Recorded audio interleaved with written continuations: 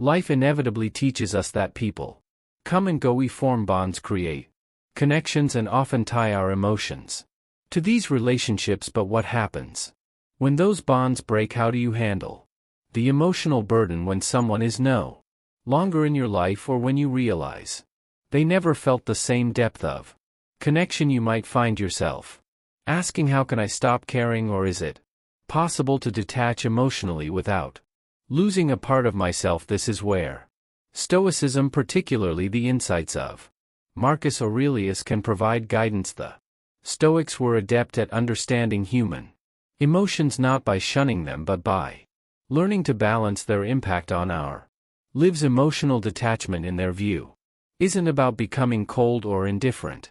It's about regaining clarity and inner peace. In this article I'll share 5 timeless STO principles inspired by Marcus Aurelius that can assist you in emotionally detaching from someone. This isn't merely theoretical, it's practical advice aimed at transforming how you relate to yourself and others. Rule 1.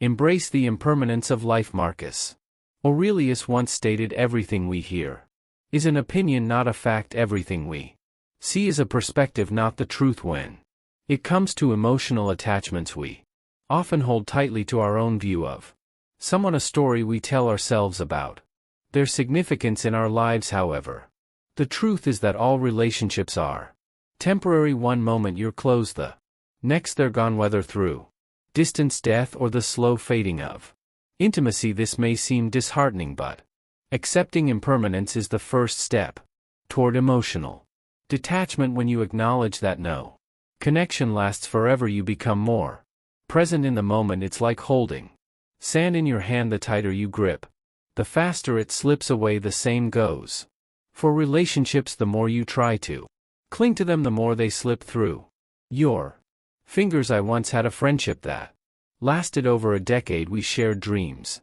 fears, and countless late-night conversations. As time went on, everything shifted. No matter how hard I tried, the gap between us widened. It was only when I came to terms with the fact that our friendship had reached its end that I was able to release the emotional burden. Marcus Aurelius might have put it this way: embrace the idea that all things come to an end, and you'll find it easier to cope when they do. Rule 2. Master your emotions through rational thought. It's easy to feel like our emotions are in control when we're close to someone. Feelings of pain, sadness, or anger can seem unavoidable, but the reality is that emotions are not the truth. They stem from our thoughts, beliefs, and how we interpret events.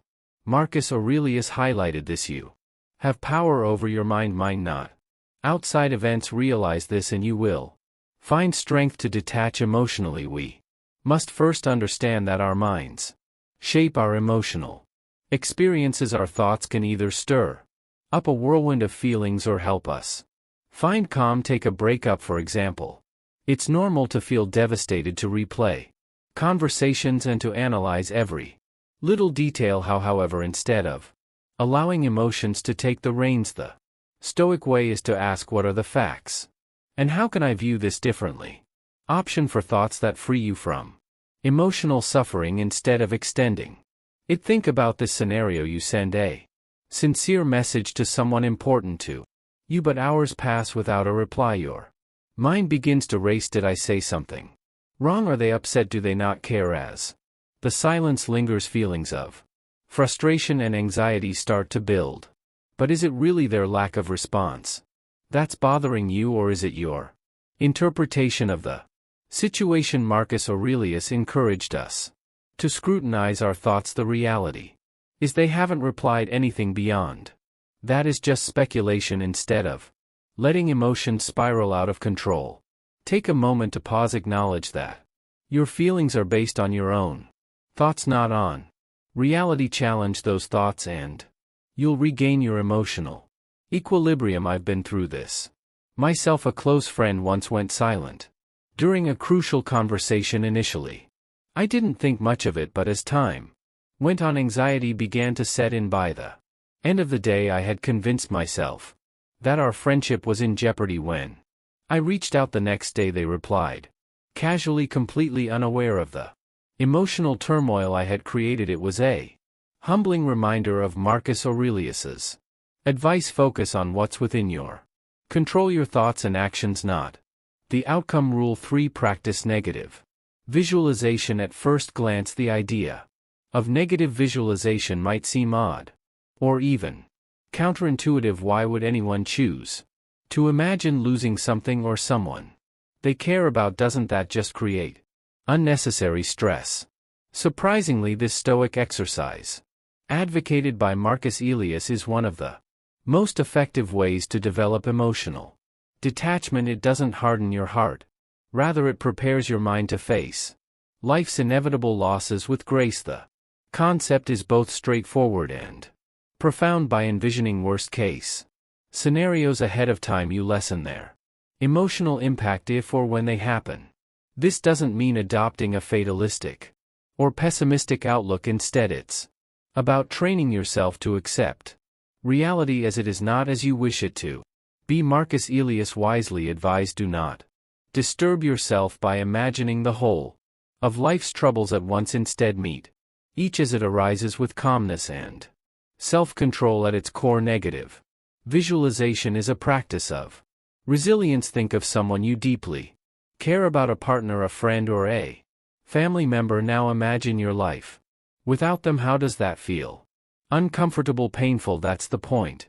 The Stoics believed that by confronting the emotional discomfort of loss in your mind, you lessen its power to devastate you. In reality, I recall applying this principle when my best friend was considering moving overseas. For years we had been inseparable, and the thought of them being so far away was almost unbearable.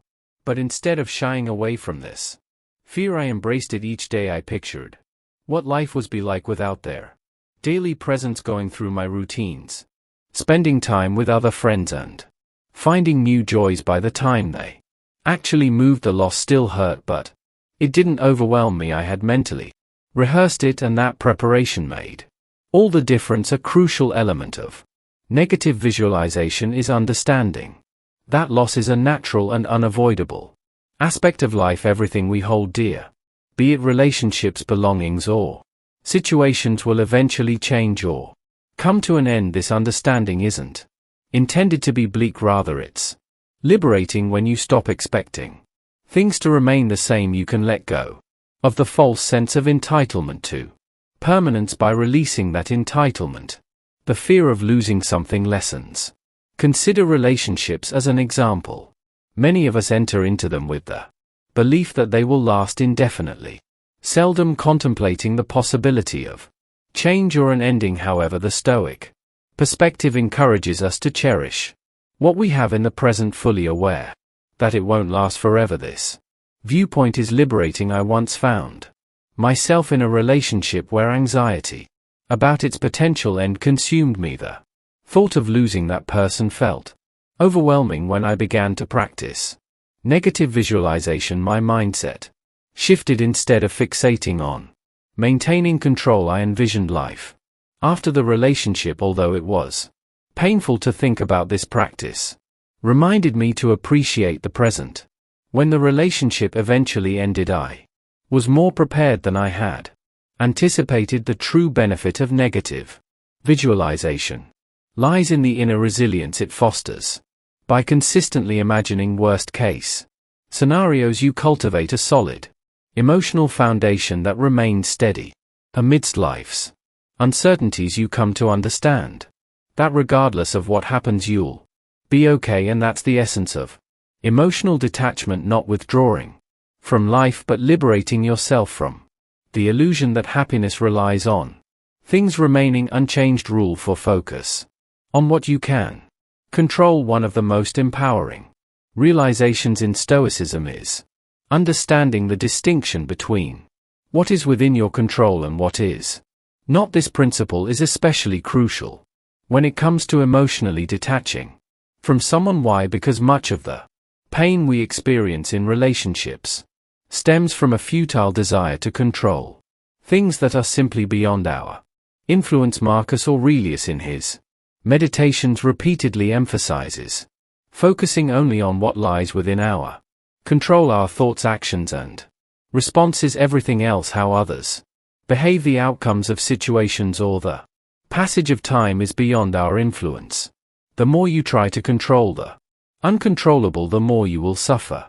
Emotional detachment then is not about coldly distancing yourself from others.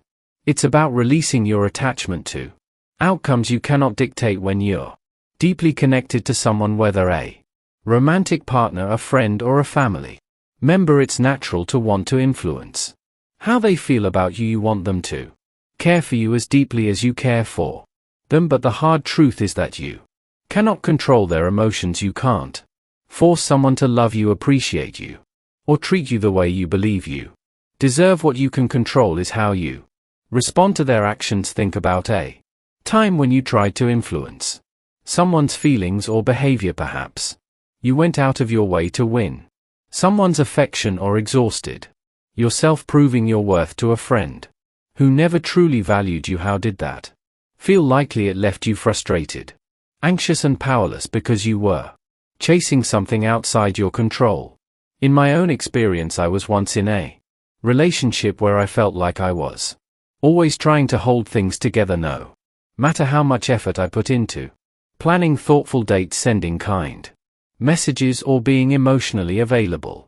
It seemed like I was always one step behind. They would pull away and I would try even harder. It turned into a cycle of constant anxiety as I attempted to control their feelings toward me. When I finally embraced the Stoic principle of focusing on what I could control, my actions and my self-worth, I was able to release that anxiety. I understood that I couldn't force them to love me more or treat me better. The only thing I could manage was my own response, so I chose to detach. The relief was overwhelming. Letting go of that emotional weight allowed me to find peace. One of the most freeing things you can do for yourself is to embrace emotional autonomy, the realization that your happiness, peace, and emotional stability do not rely on someone else's behavior or feelings. When you hand over your emotional well-being to another person, you give up your power. You become a prisoner to their moods, actions, and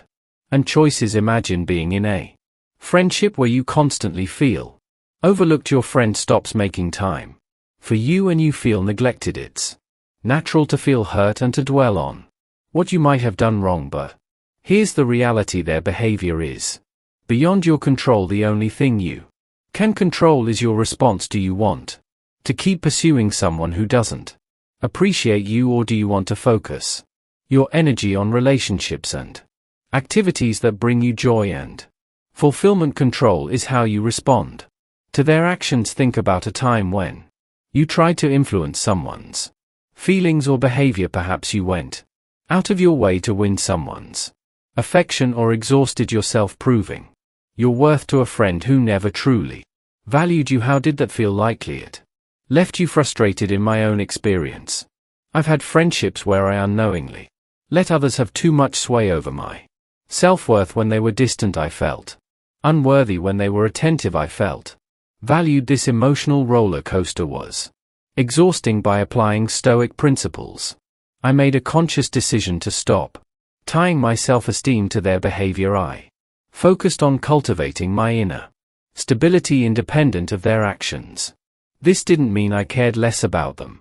It meant I stopped allowing their behavior to dictate my inner peace. The ultimate aim of concentrating on what you can control isn't to detach from people, but to let go of the illusion that your happiness relies on their actions. When you adopt this mindset, you liberate yourself from unnecessary suffering and uncover a deep sense of peace and resilience. Rule 5. Acceptance and emotional detachment. Finding freedom in letting go. Emotional detachment isn't about being indifferent.